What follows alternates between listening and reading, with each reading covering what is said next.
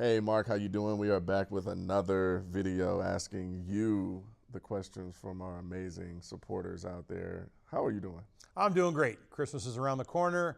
It's cooled off here in Southern California all the way down to about 50 or 60. So everybody in the Midwest back east, I feel sorry for you. Our weather is good, but great to be here. And the people have no lack of questions, do they? They have been speaking. they love this, and I love it too. It's an opportunity for us to grow together, and a lot of people have the same questions, which are, really dope because we all are bowlers dealing with the same elements. We talk about this all the time. The lane doesn't change. The pins are in the same place every time. That's my theory. So a lot of these things end up lining up in what it takes to get, the ball from point A to point B. Yep. We have a handful of questions for you today that are some good ones from some of our more recent supporters. So I'm going to dive straight into it. Let's get it. Question number 1. When shooting at the 10 pin, should you aim at the arrows or focus and aim at the pin? That's a very good question. I think more people have had success aiming at the arrows. It's a much closer object. Yeah. People aim at the pins, they tend to hang on to the ball too long and your head tends to come up. When your head's down, you look up at where the pin is. When your head comes up, it tends to move your shoulders around. That's why I don't think there's any pro ever who's ever been a pin bowler. Yeah. Because people tend to look at the pins, tend to have their head come up and go left. That makes sense. So you're trying to get the ball from A to B. If where you slide, you say, the most typical, if you can slide around 35, which is the last dot. And when you say A to B, it's just for the people that I know might not A would understand. be where you slide. B would be the B arrows. would be the arrow. Exactly. So Not arrows and pins. No. Just so you guys know. So if you can control where you slide through the arrows, Yep. especially on spares, when you do that, if you slide on 35 and you hit 20 and your release isn't, you're trying to put your strike release on it, Yep. the ball is going to generally go towards the 10 pin. So then you can, everybody has a little nuance to their own game. Yep. You might throw it harder, a little slower. You might have to slide on 37 to hit 20. Yep. You're a little speed dominant. You might slide on 33, 32, hit 20. But somewhere in that vicinity, if you ask most of the best bowlers or you watch them, that tends to be the right spot. I would think the arrows would be an easier task. You pretty much almost said my 10 pin numbers. I stand at 35 and I'm basically looking at 17, but I have a miss of 2, so it's really like 19, 20. What happened at one of my camp bakes, I just went through all the pros that had ever been there and I said, just give me your 10 pin numbers. And I didn't look at them for any reason, and I put them all up on the thing. There's like 12 of us. Tennille Milligan, John Gaines, Barry Asher, Robin Romeo, Dave Husted, Doug Kent, Chris Barnes, a wide range.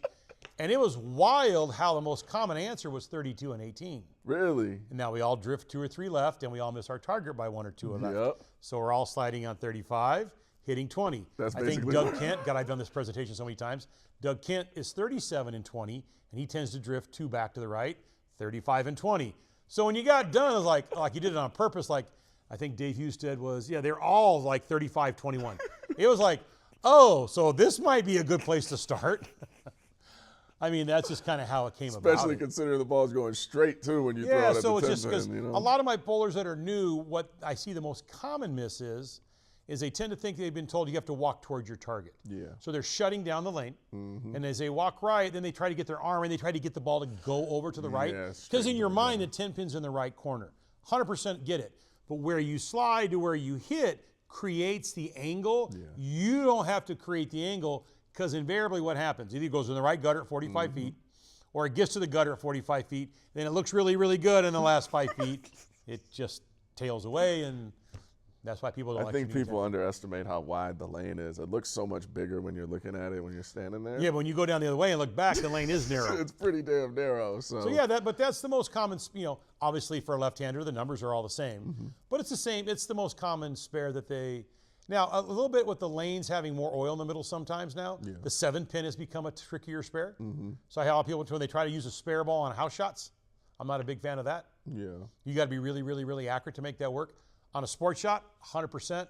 House shot, shooting a 7 pin, I would try to hook around it, use the draw and the strength of the cover stock of the ball to get your ball to go over there. It's going to go over there anyway. Okay, next question. That was a very good answer, by the way, too. I'm pretty sure a lot of people are going to get a lot from that one. Question number 2. In reference to keeping your head up straight, as a two-hander, I've seen people praise bowlers for getting really low with their upper body, like Simo.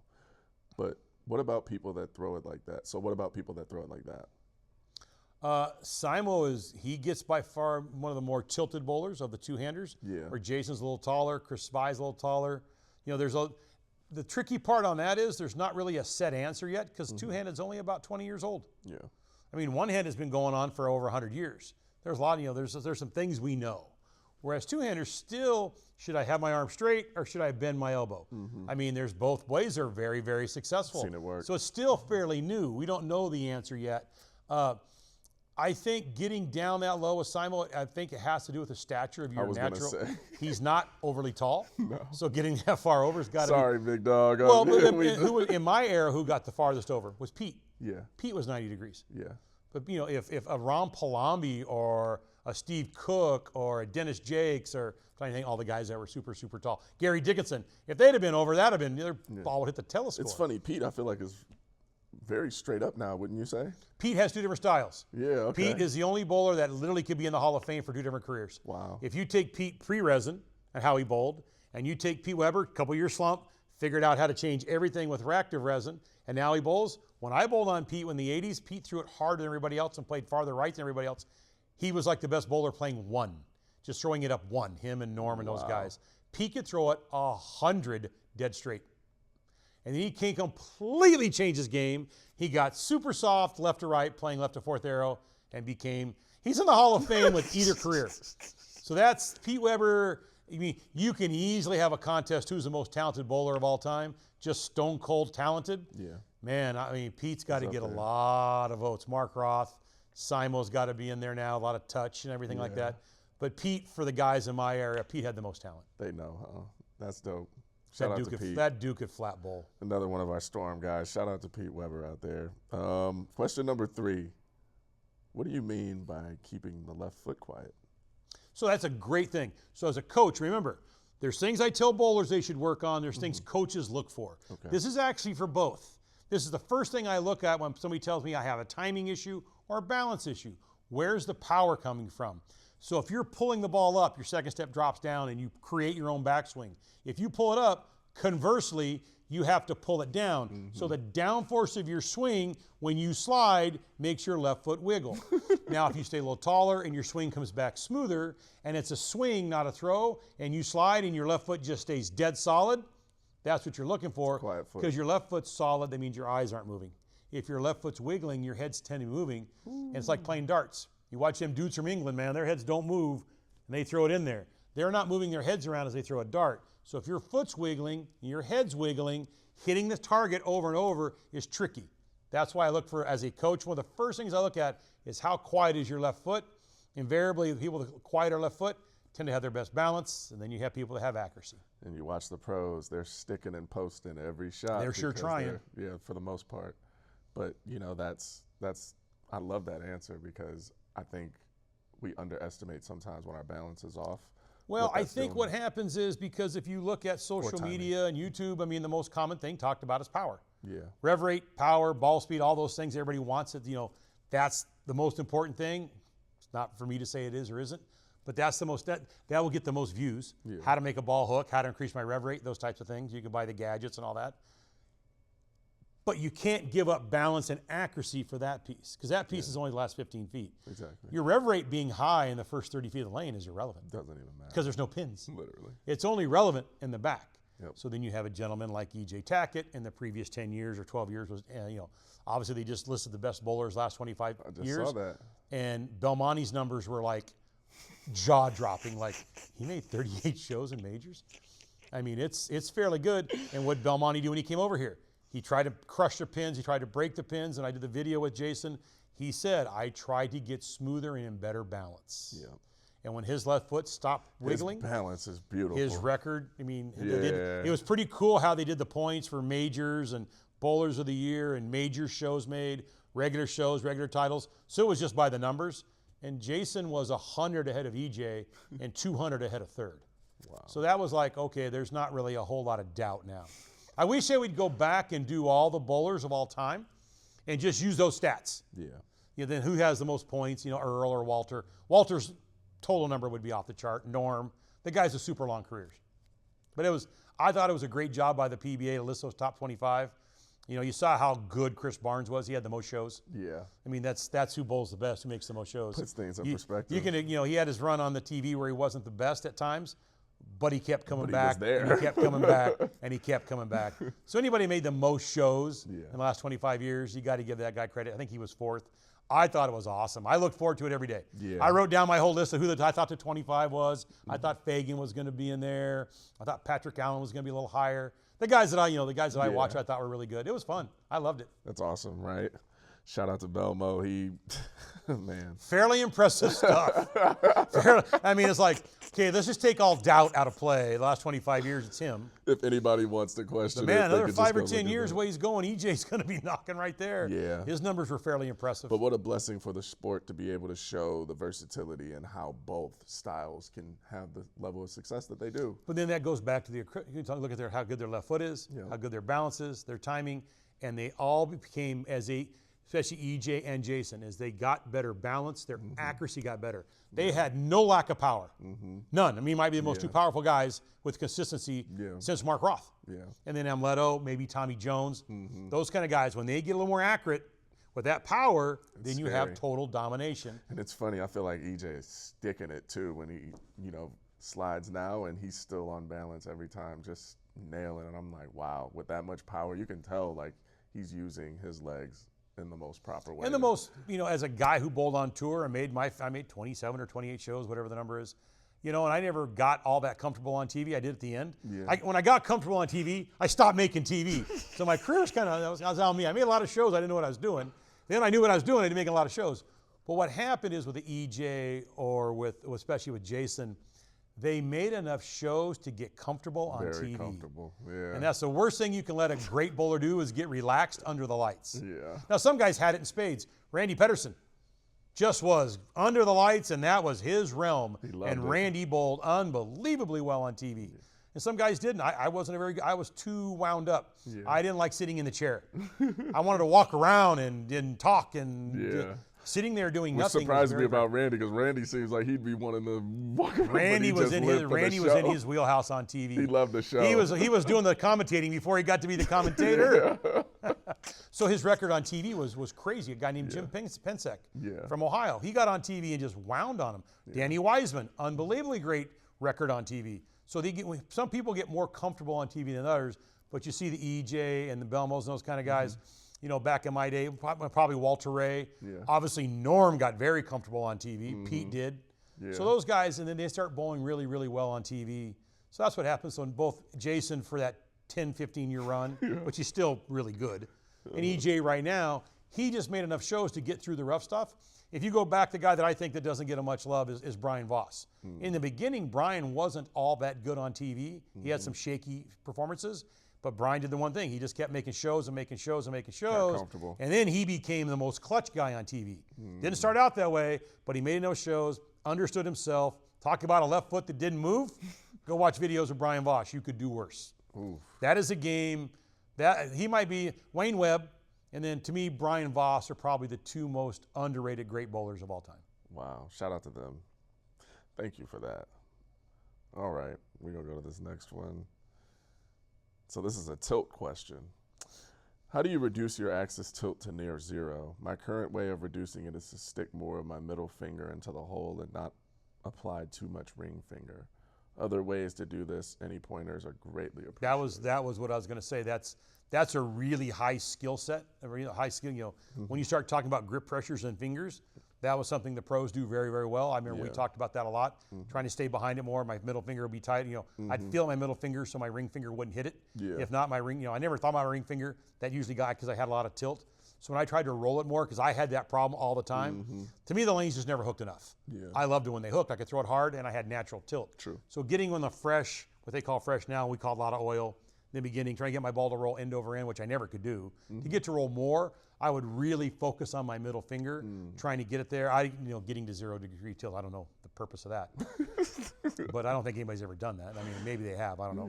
Yeah. Some of that stuff gets a little overblown. So what are people doing when their tilt is negative? In terms of grip, do you think? That's a lot to do with their layouts or their hands or how they see Really? the lane. Okay. I was Some of that curious. stuff, when it comes to layouts and it comes to how you drill a ball, I have to step back from that. You got to know what you're good at, and I'm not good at that. Well, I've never drilled a ball in my life. Man I don't knows think. his I think limits. Barry says I'm allowed to be. Barry Asher says I'm only allowed to be in the pro shop for any given time, 10 minutes. Then he kicks me out. All right. So I'm not. I am not. I mean, I love bowling balls. I'm all into the balls now. I'm become just all about the bowling ball because I never did that before, and I'm seeing the difference because my son bowls. Yeah. So the bowling balls are a huge piece of this game, and I'm really getting into all the the nuance of the bowling balls, how to use them and where to use them, that kind of thing. But actually, how to drill a ball and grips and chain. it's a Yeah, little I got to take a step back on that one. Yeah. That is not my wheelhouse. You do not want me drilling a ball for you, ever. Noted. I'm pretty sure I don't know where the on-off switch is in a drill press, so that would solve that I'm problem. not sure I do either. Even though I've seen it. I grew up in a however bowling many center without a times. pro shop. Champion Lanes never had a pro shop. Oh wow. So I never. Most guys that they grew up in a bowling center, they get They good. definitely The get pro that shop guy experience. likes this kid. He's bowling pretty good. Hey, to get free lineage, or hey, I'll give you a few bucks. Come do the plug work. I'll show you how to drill your own stuff. Here's what a layout is. Here's how to do the ball spinner. I had none of that. I just worked on my jump shot and how to hit a curveball. It served you well though. Yeah. I probably could learn more about how to do layouts. Okay. Next question. I was curious, how do you teach a bowler that is a planter to slide? Would sliding provide to keep up ball speed or accuracy? Planting would probably not help with ball speed. I think planting increases your ball speed. Sliding would take your speed down, but it would increase your accuracy. For this one, I will give ex-head team USA coach Rod Roth the credit. The only way I've ever seen it is I saw Rod Roth do it at a camp. He put a towel under a bowler's foot, and you just put your hand, no ball, you put your hand on top of your swing, and you're just taking your last step. Because what happens with planters is, if you can see it, they come into their slide with their heel. People who slide come into it with your toe. So people that go from planting to sliding, your foot angle has to change. So what Rod did, he got people to get here. This pistol fixes this because they're coming in like this, and then they pull down. So it's easy to throw it hard, but it's also easy to over-rotate it. True. So if you want to go to sliding, all because your knees hurt, then you put the towel under the ball of your foot. So we would get here with, Rob would get here with no ball in their hand and have your right leg push your left foot forward and have your swing come down. That way when you would start your slide, you would start it with your toe, not your heel. It's not the end result, it's how you start your foot. Because planters tend to do this and come down. Like if I came back, I may be a planter just because I stopped using bowling shoes when I throw my one shot a year. Yeah. And I got used to bowling in tennis shoes. Yeah. So all of a sudden, when I went to try to put shoes Little on again and nervous bowl, sliding. I'm like, wow, this feels weird putting my toe down. Because for the last 10 years, I don't bowl. Yeah. So I bowl in tennis shoes. So you have to plant so you don't stick. Exactly. So if I actually do ever come back and do ball, or whatever you come up with next year, you crazy guys make me come out of retirement and bowl again, my one shot a month, Yep. I would probably bowl in tennis shoes and be a planter just because You're I so can used do to that doing it. easier. Right. So And we don't I want get it, the but accidents, you putting bowling shoes on and all of a Oh, sudden here we we go. picking Mark up off the floor. We do True. not need that. sorry for the runny nose, it is winter. But yes, the planting before, my first team of coach 17, 18 years ago, planting wasn't very common. Yeah. And at that time, I would probably try to talk you out of it. Now, because of the approaches being so different, bowling center to bowling center, some are slippery, some are tacky. You know, you've been here at the Westpac. I run a little bit on the tacky side. It's a warehouse. Like now in the winter, they're great. But people have found that going from center to center, if you go from wood, then you go, say, bowl in Houston, or you go bowl in Florida where they're really sticky. Like the people from Hawaii come here and complain how slippery my approaches are because it's so humid in Hawaii. Yeah. If you plant, all the approaches are the same. So now I would say 40% of the bowlers I coach plant. And my theory is, as long as you don't over pull it and your knee doesn't hurt.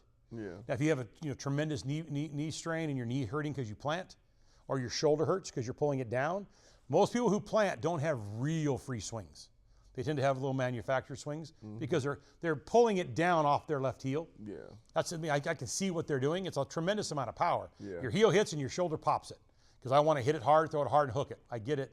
But to change to being somebody who slides, you would have to use it. I said, Rod Roth, I saw do it beautifully. You take the towel on the ball of your foot, you push with your pivot step, and you get your foot to go into the lane with your toe first, not your heel first. If you just try to slide and your heel comes in first, it'll never work. Makes sense. Makes sense. You always have a way of making That was all something Rod that Ross. could That be Rod fun. Ross, I know he's retired, out living a good life in his fifth wheel. Him and Teresa traveling the world. So Rod, if you ever watch this, that was on you, buddy. We had a great 3-year run being the coaches where he was the head coach and I was his lackey on Team USA. We had a pretty good run. Oh man, shout out to him and shout out to Team USA. I know they just competed over in Hong Kong. I actually got to go to Hong Kong and do that with Rod. That was my son and I on the way to school today talked about how much we were there for like 18 days. Oh wow. We were there just long enough to run out of all my money. Hong Kong is not for the people on a budget if you like to eat out. Yeah. Great place. We had a blast. Okay. Next question, Coach. I'm a bigger 6 foot, 300 plus pound guy. We were just talking about this. Athletic man in my late 40s now. I have lost some of my flexibility as I've aged, and I've been struggling the last couple of years to be able to keep a consistent arm swing so I can hit a target. Do you have any pointers for us wide load bowlers to help develop a consistent swing to help hit our targets? Yep. Move up on the approach where you start and decrease your knee bend. Start closer so your knee bend isn't as critical, so the ball will have more loft, and that's way more natural for big guys. When you try to get low in the last step, even though, because at one time I was athletic, I had a lot of knee bend. I hear this all the time. I can't get as low as I could. On my instructional video on the Games Change video series on my website, I have the do's and the don'ts for seniors because they don't get any love. So I did a whole video with Dave Husted, like 6-7 minutes. I didn't charge anybody for it. It's out there free for seniors. And one of the do's, the don'ts, don't try to get lower and don't try to throw it harder. Move up on the approach, start closer. If you make the lane shorter, your ball will seem faster. Now, obviously, this gentleman's a pretty good sized guy, but if he starts closer, he'll keep his head up. If your head stays quiet, your swing will go in a slot. If you try to get too far back and you lunge last step and your head goes down, the distance between your head and your shoulder never changes. I can move my head left or whatever, but if my head goes forward, my shoulder's coming with it. So as you try to get down and your head goes forward and your shoulder goes forward, invariably that shoulder socket turns in and that makes my thumb come down. Then I'm coming out of the ball like this, and then missing the target left and right comes into play. We talked about that with the left foot being more solid. You move up, your balance gets better, your head gets quieter, your swing will stay in a slot, and that's what creates accuracy. Getting your head to be quiet and your left foot to be in the same spot, your swing goes in a slot. It's if you pop it out of the slot or not. That's how that works. And that has everything to do with accuracy. I love that. Shout out to our athletes out there. We got NFL players, we know that bowl. We got all kinds of people that are, of those type of statures. And, you've seen him talk about it with me briefly. Obviously, I'm not over 300 pounds, but when we have different, levels of limbs and, you got levers going the wrong way and all of that, it's tough. It makes the sport a little bit different. And, it's good having those type of, answers to those questions because I don't think a lot of people picture bowlers being that size, but there's plenty of them out there. There's plenty of us big guys out there. There's plenty of them out there. So shout out to you. Keep it up. Hopefully that helps move up on your, approach and try not to bend that knee as much. Be a little more accurate. All right, next question. This is for never mind. I thought he was going to say he was a finger tucker.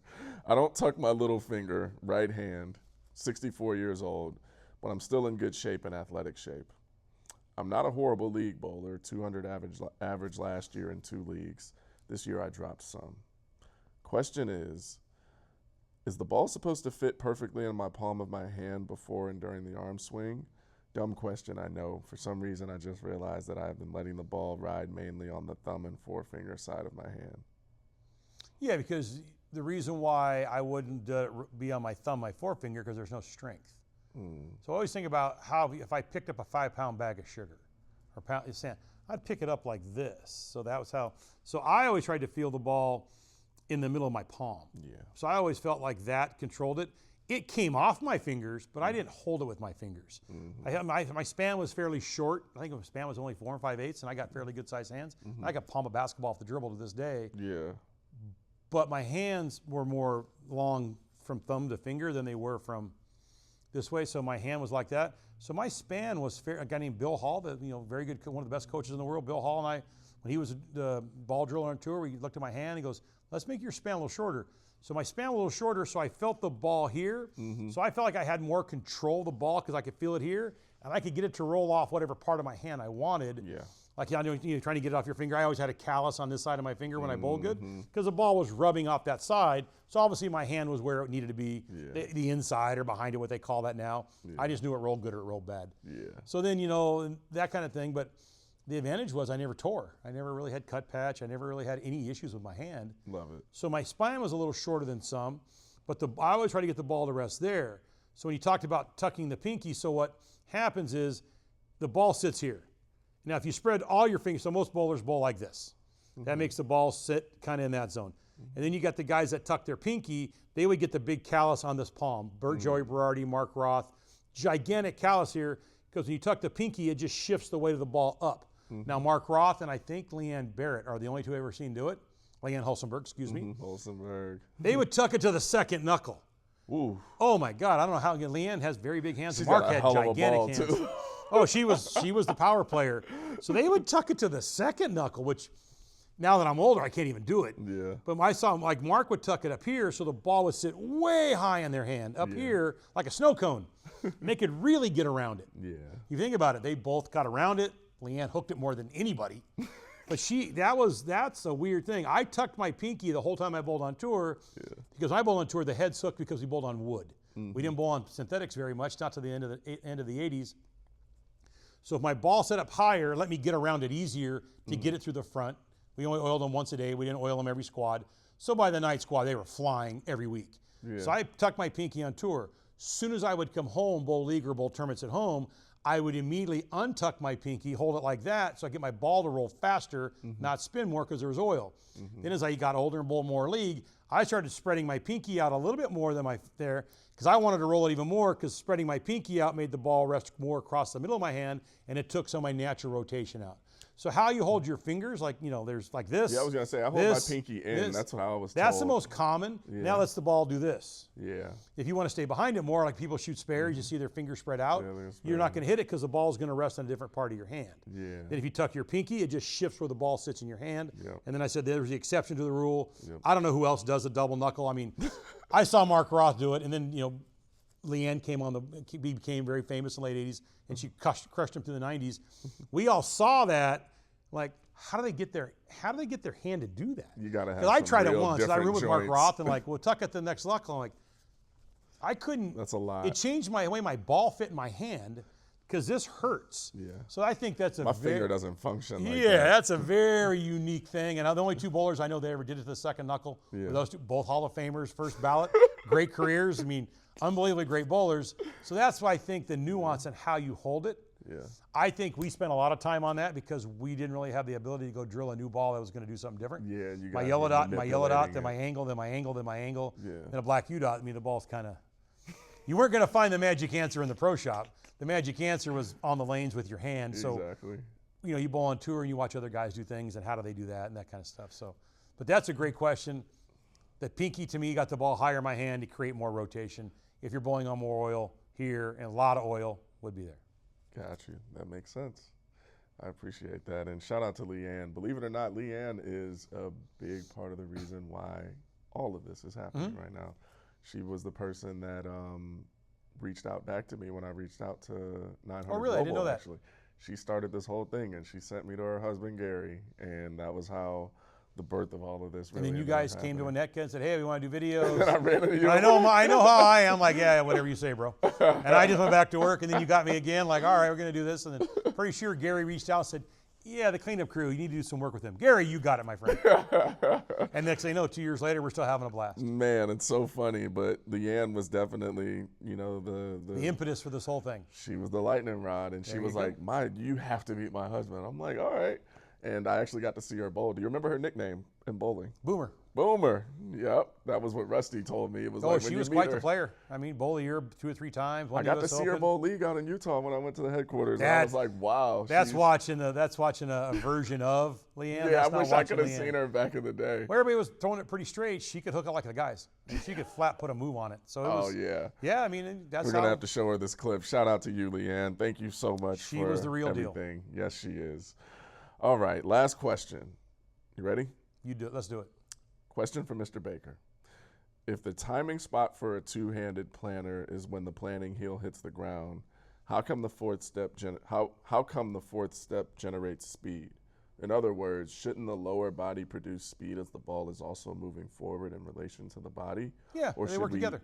Or should we expect to create velocity with our legs on the fourth step as the ball is still swinging backwards? No. And by the time we plant the heel, there's nothing more to contribute. No, then that's backwards. Gotcha. No, the slide foot or the heel gets in front, the left arm's here. So timing is the ability to get your lower body and your swing to work together without your core moving. First, you got to define timing before you start measuring timing. It's a good bowling's thing. never done that. They just think said you you're out have. of time. No, it's like, one-handed timing. My slide foot's in front. My swing's parallel. So my right leg throws my hand forward and my head doesn't move as I kick my chair. But I always fell off. So what's the people that know me from the 80s, like Baker always falls off, right? I do. But now, without a ball in my hand, look how good this. See, I can throw one shot in my life and not fall off. Now, two-handers, I measure here. When this foot, the slide leg, gets flat in front of my head, basically the Belmo pose, you get here, this leg throws their hands forward and they stay in balance. So yes, so that when he's talking about his arm going back, this being flat, that's the power source. This pushes down, throws the hands forward, head doesn't move. Do that again. There you go. All right, one more Yeah. time. No, sorry. I won't be able to walk tomorrow. I got the It whole looked kit. like you were doing a dance move for a second. Put it this way. If I got to be 15 years old again, Oh, yeah. I'd be all over these two-handers. I would be love all to see in. Mark at 15. Now, I didn't look like this when I was 15. 6'4", 180 and fairly athletic. I'd have given Jesper all he wanted. Yeah. I'd been right at that 20 miles an hour, 580 rev rate. And loud about it, too. Man. Oh, I'd have been yelling at one-handers. Go home. This is over. I missed out on bowling from 15 to 30. I couldn't even imagine in that peak of shape that I was 15 pounds heavier when I, first moved out here even. And now I'm just like the smallest I've probably ever been as an adult. Well, you got to be skinny to be on TV in the movies, bro. All you movie stars, you guys all the same thing. You got little tiny bodies and big giant That's because heads. we're all starving, Mark. I know, it's not my fault because I seen on TV you look pretty good size. So if you see somebody on TV, like you see them on TV and they're skinny, that means when you see them in real life, they're like, dude, you just sneak up on a steak once. They haven't had red meat in about a year, living on that vegetables and rice crap. I haven't eaten Oh, my vegetables God. and rice, but yeah, no, I get it though. To be a movie star, you got to stay skinny because you got to look good. I mean, your job is to, you got to have talent, but your job is to look good first. You gotta look good too. Yeah, I used to look like a linebacker on camera, but yeah. Yeah, so the two-handed thing, yeah. So it's the timing, back to the original question is, that's where I measure timing. So a planter would be the heel, the left arm here, but still the reason why is all the weight's here. So good question. So almost every two-hander I get on a virtual lesson, I've done over 1,000 two-handed bowlers on virtual lessons the last 5 years, invariably they're here. So when you're here, there's an imperceptible weight transfer from this leg to this leg too soon, so they do this. They do this, and they do that thing. They come over the side of it. So that's why the timing spot is so valuable. He gets here, that makes this a power source. It's either this or this, good, bad. So that's why it's up here, and that back leg clears. If it's here, the weight transfers that left foot. I've, in essence, taken this completely out of the shot, and the only thing I can hit it with is my shoulder. Same way if you're one-handed. If you get here, that tends to be, why is my hand on top? A majority of bowlers are early in their timing, correct? Correct. I would say, I've yet to, one of my own juniors was late this weekend. One of the better junior bowlers I coach in all of Southern California. He got a little out of whack. He got late. We fixed that in about 5 minutes, and he's bowled great. I have none of that. Gage, because he has super, super long levers. He's 6'5", and his arms are 6'9". Growing as we speak. Occasionally, he gets late two-handed because his arms are so long. Yeah. But other than those two kids, I don't think I've ever coached a two-handed person that's been late since. I was going to ask you, I don't know if I've seen too many people that I would Because, consider you got to be late so in timing. flexible. Yeah. You got to go get your arms up high enough to get your legs ahead of it. That's hard to do. Yeah. So everybody's early. One-handed, I would say late timing out of 12 to 1,400 lessons a year, 10. Wow. Early, 80%. Wow. So that's, for you viewers out there, if you're wondering where you are timing-wise.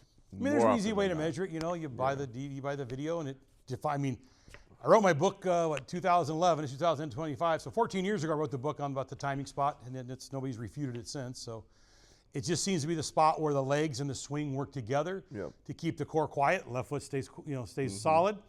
Accuracy comes first before the power. So that's why I came up with it. I mean, the timing spot I came up with, I can tell you, he's always like, oh, this guy had it before you did. I'm like, well, I can tell you the lanes I was on and the traffic that was going on because my lesson didn't show up. And I was watching Carolyn Doran Ballard because her game was easy to teach, but everybody wanted to bowl like Tommy Jones. Yep. So I started running them at the same time going, nope, wait a minute. Why are they in the exact same time here? Then I threw in Mark Roth. Then I threw in Dave Husted. Then I threw in Chris Barnes and went, oh, I'm going to start, hey, I want to work on this. No matter what they wanted to work on, I Get them there. I fixed their timing spot. Yeah. And then about 6 months later, I quit my job and became a full-time coach because that seemed to fix a lot of issues the quickest. Wow. So that's how I started my coaching career on the timing spot, and it's turned into whatever it's turned into as I coach more and more and more. You just get hopefully a new way of saying some things. Well, I would like to say we are so thankful that you are observant. I'm into it. I am all in. Community thanks you for your attention to detail because it led I mean, to but people are they're paying me a good amount of money to watch what they're doing, so I like watching. And plus, like I said, I don't bowl anymore. I live vicariously through my people that I coach. You know, I mean, you could see it the other day. I posted a video on YouTube, on Facebook. One of my kids, Brandon Rother, was taking a lesson. And he was struggling, and I went back to the oldest tip in the book when they're trying too hard, trying to strike. If you leave a flat 10, I'll pay you $2. But every time you strike, you owe me $1. I want you to try to leave flat 10s for the next 30 shots. As many flat 10s as you can leave, I'll pay you. But if you happen to strike, try and leave a flat 10, you pay me. So then he immediately, first shot was a flat 10, like, well, I've never paid anybody off on this. Then he struck 15 of the next 16 shots. And he threw a shot that was a flat 10 all day long. Off his hand was a flat 10, got it right. And it Zorro'd and the head pin annihilated the 10. So I'm sitting up there in my chair. If you watch the video on Facebook, I jump out of my chair and I run it out on him. And he was the one throwing it, and it was for $1 for me. So I'm all in, man. I'm still in. I love it. Oh, it was great. You could see his head drop. He thought he flat 10, and I'm in the back jumping up. Yeah, another $1 for me. I made a few dollars. The one who did that the best was Tommy Jones. If I could try to get him to leave flat 10s, Tommy could strike like there was no tomorrow. Wow. Barnes was good enough to leave flat 10s because he would straighten his leg out and quite just miss it on the bottom. Barnes was a tough animal to lose. Barnes doesn't like digging in the pocket and giving out money. So Chris figured out how to leave flat 10s on purpose to beat that bet. So I tried that on a lot of good bowlers. Eugene McCune was probably the best at it. I tried to get Eugene to leave flat 10s, and he would just start striking like you've never seen before. Wow. That's crazy. These are the games that high-level performing bowlers play, guys. It's just psychology because they're trying too hard. Yeah. They're just trying too hard. Yeah. So how do you get them? Well, flat 10 means I didn't throw it very good, or flat 10 means I didn't try so hard. It's a flat 10, which means weak. Now they're called flat 10s. When I learned a bowl, it was called a weak 10. You left a weak 10, right? And it kind of was. The 6 pin kind of jumped over there, went in the gutter, and died. It just was every flat 10 of my career was on me. There was no. That's how I threw it perfect for a flat 10. Every flat 10 was on me. I never ran out of flat 10. Went, oh, I threw that perfect. Like, oh, thank God the 8 got out. Yeah, just thank God. Just a bad shot. Yeah. So, but to leave a flat 10 is way less effort. So when my people are trying too hard and they're doing too much to it, leave a flat 10. Well, I got to leave a flat 10. That's barely trying. Maybe that's what I need to start doing in league when I start feeling like, you know what, I'm trying too hard. You know what, try to leave a flat 10. I'm glad so that worked for me as a bowler when I got out of whack. Was like, all right, let's start leaving flat 10s. Yeah. Why? Because the ball started hitting the 1-3 every time. Yeah. If I hit the 1-3 enough, sooner or later they fell over. I never left 8 flat 10s in a game. And eventually you'll get in rhythm because you'll feel Well, you'll just start seeing all of a sudden, you're like, ooh, I got that one. I got that one. Oh, I got 4 in a row, but just try to leave a flat 10 because that was the effort was less, so my expectations were 9. Yeah. So a strike was a bonus because we get in trouble when we start trying to strike. So our expectations are here. Anything less than a strike, we're pissed or down or on however your mental game is. You said this a long time ago. Bowlers are all or nothing, man. So if you start trying to leave a flat 10, it doesn't take as much effort. Invariably, you put yourself in balance. Yeah. So the flat 10 is just another way of hitting the pocket. If you hit the pocket enough, sooner or later you're going to strike. Just hit the damn pocket. That's what most bowlers that are amateurs should be just strictly concerned about anyway.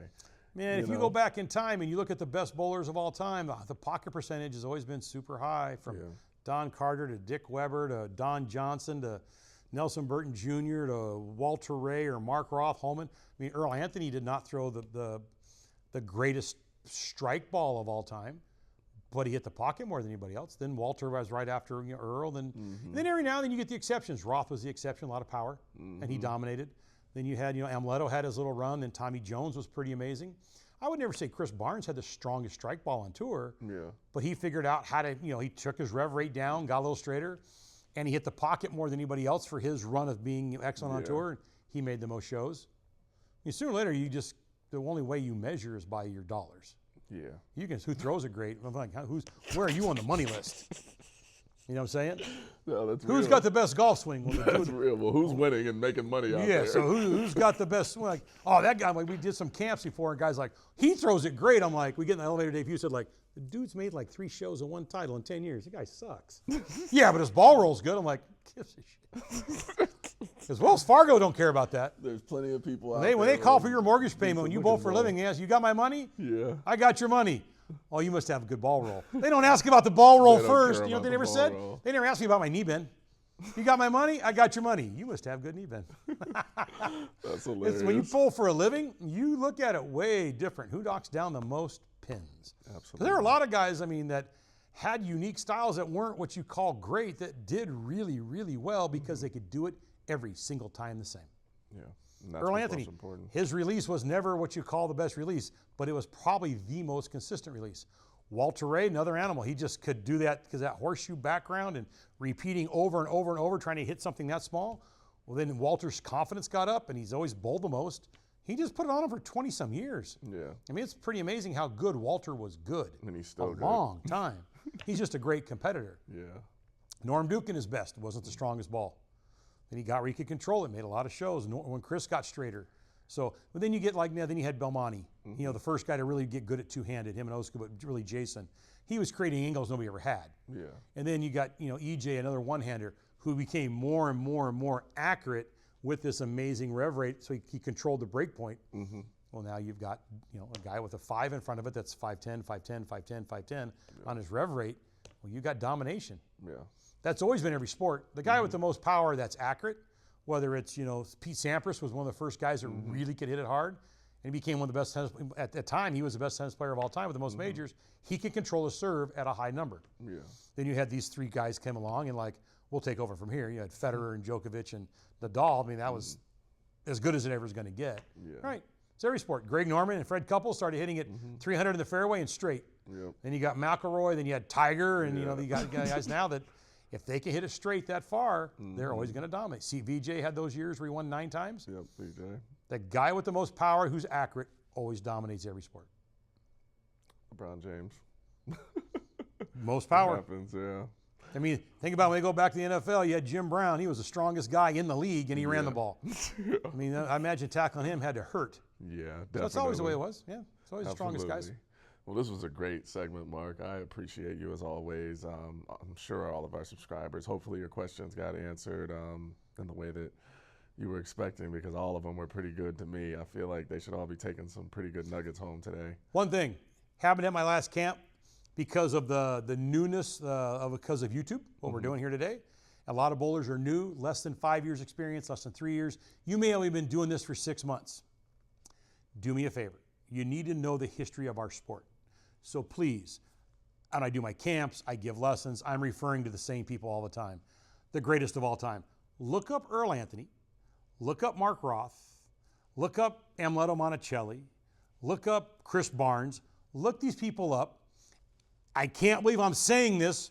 Look up Jason Belmonte, because I've had 3 two-handers in the last month, and they're bowling here, and I'm trying to show them how to do it. Okay, obviously you're two-handed, so we're going to look at the man, Jason Belmonte. Well, who's that? Well, that's the reason you're doing what you're doing. I've never heard of him. No, I'm into Ryan Barnes and Ethan Fiore. No, Jason Belmonte is the man. He's like God. I've never heard of him. So always learn the history. You go on Google, you type in those names, and you go on Wikipedia, look it up. If you go on YouTube and you type in Earl Anthony, you'll have a couple months worth of videos to watch. But always learn the history of any sport.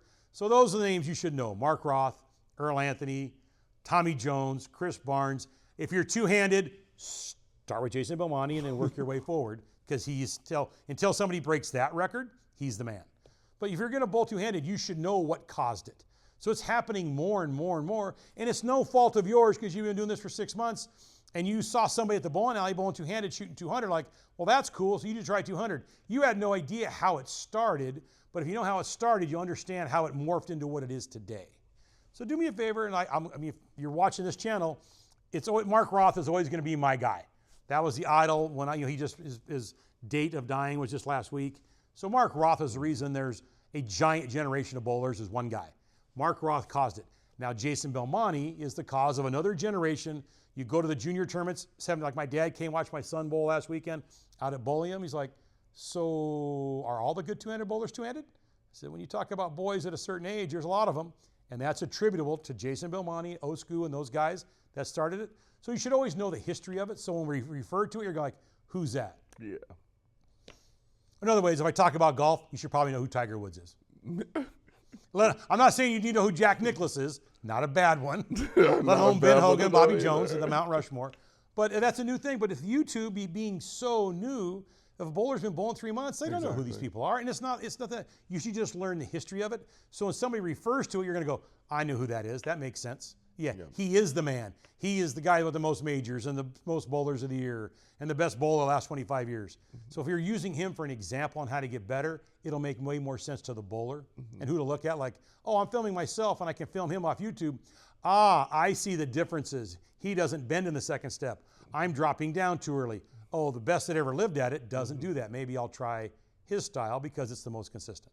In other words, learn from the best guys, and shout out to our legends out there. A lot of them are still out here bowling, and yeah, thank you so much. And rest in peace to Mark Roth. It sounds like he changed the lives of thousands of bowlers. When Mark Roth, because we didn't have social media, we didn't have our phones, we didn't have VCRs.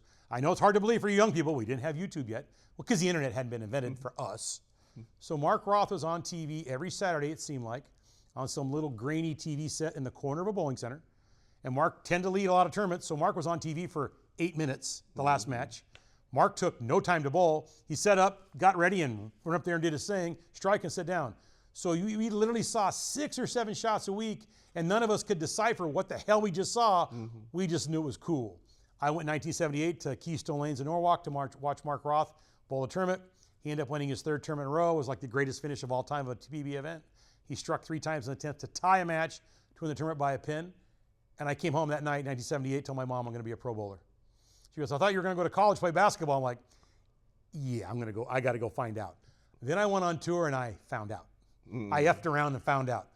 He was way better. So the guy was a myth. He literally was the myth who made TV show every week. You could see what Earl did. Earl was just mechanical. He was literally he was like a robot. Just every time. It was just no variance in Earl. Mark was just helter-skelter, man. It was moving every this and that, smoking the cigarettes, hair all messed up, didn't smile, barely acknowledged the strikes, had a brutal stare, just brutal stare. But he was like a myth. So Mark Roth, we all wanted to be Mark Roth. We all wore the Don Carter little glove. We didn't put the little latch on it. I literally would bowl until I could tear my thumb so I could be like Mark Roth. Hey, it's bleeding. Now I'm doing something right. None of us realized how dumb that was. But literally thousands of kids learned how to tear their thumb because Mark Roth tore his thumb. wow. And then most of us end up bowling like Marshall Holman because that was way easier. I could bend over and run up there and hit it pretty hard. Then Marshall was the next one. He influenced, there's Del Ballard is because of Marshall Holman. Del became the closest look to Marshall.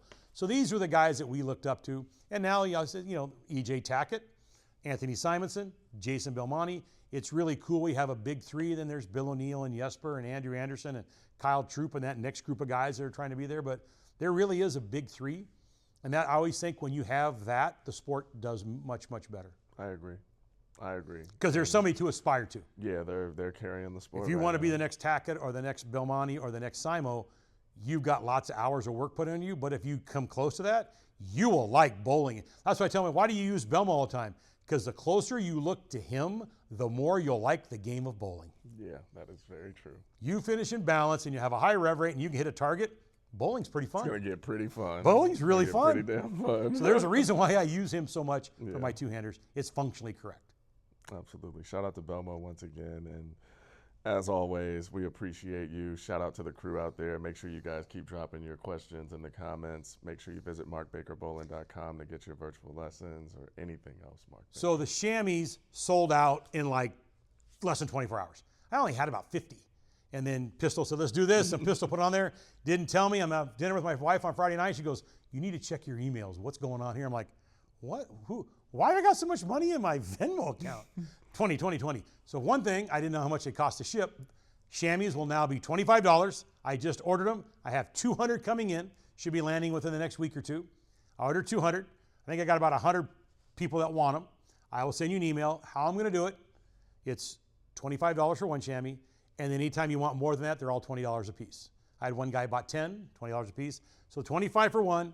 If you buy two, they're 40. If you buy six, three, they're 60. That type of thing. That'll cover. I didn't realize the USPS wanted their cut. So I was sending out chamois for basically free.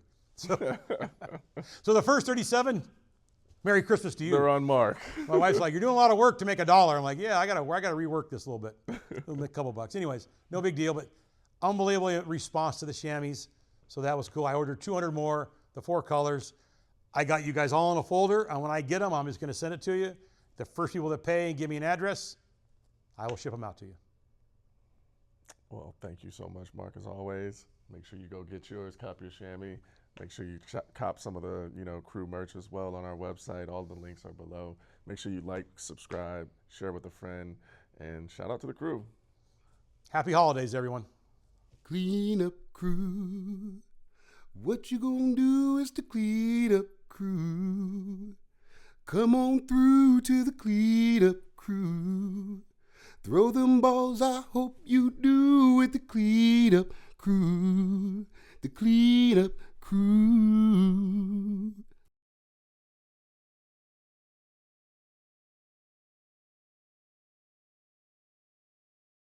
What's up, crew? It's Rich TV here, and if you or a brand that you may know are interested in sponsoring any of our videos on this channel, make sure you reach out to us, cleanupcrewbowling@gmail.com. We would love to have you. We have some spots open, and we want to continue to grow this game of bowling that we all love. So if that's you or a brand that you know, feel free to reach out to us. We do have sponsorship slots available. It can be per video, it can be a package. We're open to it. So just reach out, and see you guys soon. Until next time, shout out to the crew.